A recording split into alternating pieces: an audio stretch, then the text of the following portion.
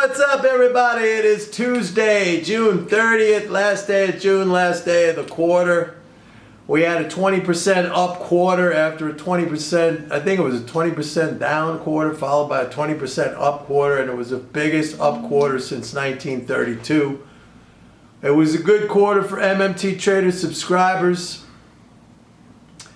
We bought at the end of March, rode it through, and now we're a little bit short up here. Today's market action actually kind of surprised me, and when I looked at the data today, the most recent data, there is a pickup in the corporation income tax flows. Now this is normal for two reasons. Number one, cost cuts. They're laying people off, so this is going to immediately improve the bottom line. And number two, we have seen a pickup in economic activity since basically June 8th. I would say started from June 8th.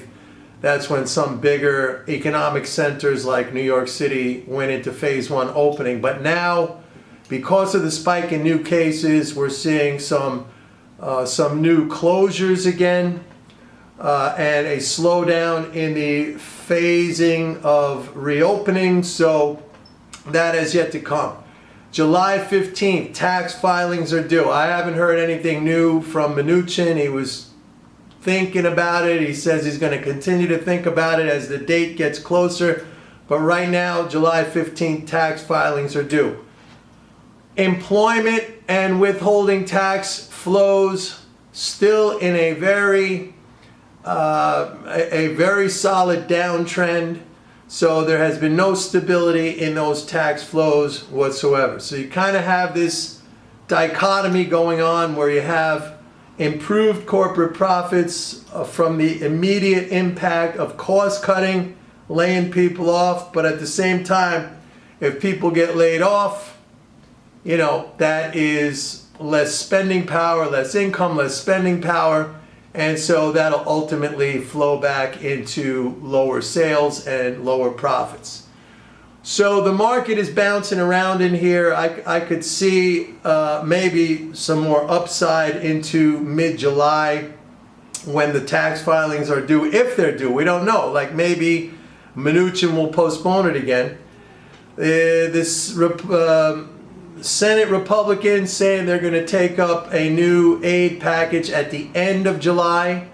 So it looks like from mid-July until the end of July is when we could see a significant fiscal hit to the economy.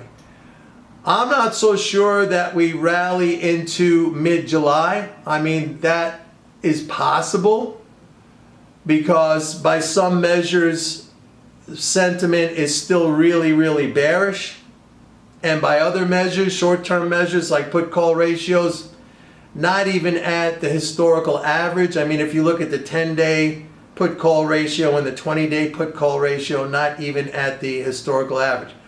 Gold hit $1,800 today. We've been buying every single dip. There was a dip as recently, I don't know, late last week when we got down, I guess it was 1770-ish, something like that. We hit 1800 today. Oil, a very big draw in crude inventories in the API inventories tonight was about an 8.5 million barrel draw. We're maybe finally starting to see the impact of the oil production cuts. But ironically, we saw a very big U.S. oil production increase in last week's EIA report. So I'm very curious to see tomorrow's report if we're going to see another increase in production. So it lags. It lags. We're seeing the draw on inventories now based on what we had 15 or 16 weeks of massive rig count reduction and oil production cuts in the U.S. So we're starting to see the impact of that now in maybe a small period of sustained draw.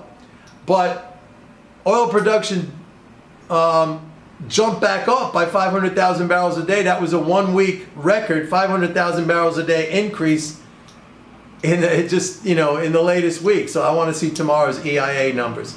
Also want to see gasoline demand. That jumped up to almost back at the pre-coronavirus levels. So a lot of mixed information right now. And just have to see what's going on. I need another couple of days probably to see the data on these corporation income taxes. But they look pretty good. I have to say, from June 8th until now, the pickup is pretty substantial over the period before June 8th. So but overall, year-over-year comparison, it's still down. Corporation income taxes are down 70 billion versus last year. But of course, filings have been suspended, so you have to understand that. So a little bit of a mixed picture right here. Sometimes it's like that. I know everybody wants to have concrete, ironclad information every single day that's actionable. I mean, people think like, every single day there is something 100% actionable without question, but it's not always like that. It's not always like that. I mean, there's times when the outlook is a little bit cloudy, and this is a mental game factor. I mean, you have to be able to deal with that. And to say, hey, I want to know 100% what is going on right now. I mean, that's not possible. It's not possible. Everything is probability. A lot of this is a waiting game, waiting to see more information. Now, don't confuse that with what I've said in the past about taking action. You take action based on information. The picture might become cloudy again. You stay patient. You stay calm. You stay disciplined. You stay under control. And you wait until some more clarity emerges. It's not so hard. It's hard if you make it hard. It's hard if you're mentally weak. It's hard if you're impatient. It's hard if you're looking for action and really all you want to do is gamble. Then it's hard. But then that means your motivation is not making money. Your motivation is wanting action, wanting to do something all the time. I need to buy. I need to sell. I need to know right now what's going on. Like a little kid in the back seat of his parents' car. Mom, Dad, when are we going to get there? When are we going to get there? Son, daughter, be patient. We'll get there when we get there. Self-control is so damn important. I cannot overemphasize it. It is so important. A lot of people I know, they don't want to hear that. They want to hear that there's a recipe, this perfect recipe. Add a pinch of this, take a little bit of that, a slice of this, mix it all together, heat it up at 450 degrees, and voila. You have a beautiful dish. Predictable in advance, as long as you follow the recipe. It's not like that. This is a dynamical system. It changes all the time. Sometimes it looks very predictable. Sometimes it is very predictable. Sometimes, many times I should say, there's a lot of randomness. There's a lot of conflicting information. Don't think that things line up perfectly all the time. That's never the case. These are educated guesses. Remember, like the great chess champion Garry Kasparov, you're dealing with an activity that has an unknown outcome.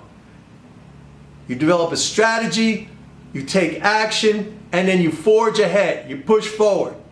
If you got a course correct, you got a course correct. These are unknown outcomes. We do our best to synthesize all the information and move ahead.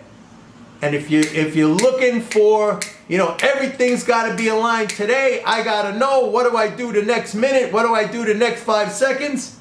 You're in the wrong game. You might as well go to Vegas. I don't know if it's open yet. Is Vegas open? I think some of the casinos are opening up. Maybe they're going to close down again. I don't know. But this is not the game for you. This takes longevity. This takes self-control. This takes patience. But it's fun. And it's great. and it's highly rewarding. When you understand that, there's no problem. All right, listen.